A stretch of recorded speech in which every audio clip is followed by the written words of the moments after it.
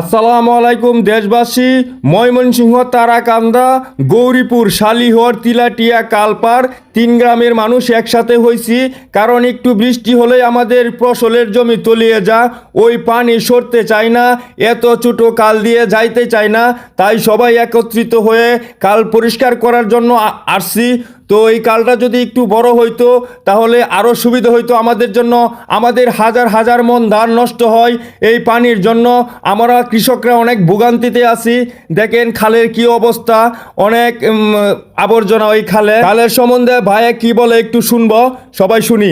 কালের সম্পর্কে আর কি কইম ভাই, এই কালো যেভাবে বান্ধা রাখছে নাকি হাজার হাজার বিঘা জমি নষ্ট হইতেছে, নাকি তারা বান্ধা হেরে মাছ মারে, সব জমি হানি তলে হয়ে রয়েছে।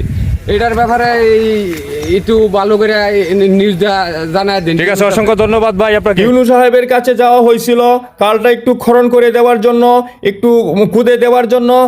তো দেখা যাক কি হয়। ওই কালটা যদি আমরা একটু বড় করে দেওয়া হইতো, খনন করে দেওয়া হইতো, তাহলে আমরা অনেক বাঁচতাম। আমরা হাজার হাজার বিঘা জমির ধান নষ্ট হয়। তো এখানে আরও সমস্যা আছে। ওই দেখেন জাল দিয়া মাছ মারা, বিভিন্ন জায়গায় এই খালে কিন্তু বান আছে, মাছ মারার জন্য কিন্তু পানি যায় না। আজকে সবাই একত্রিত হয়ে এই ফানি সরা বান কেটে দিলাম, বানে করে দিয়েছি। তো সবাই শেয়ার করবেন।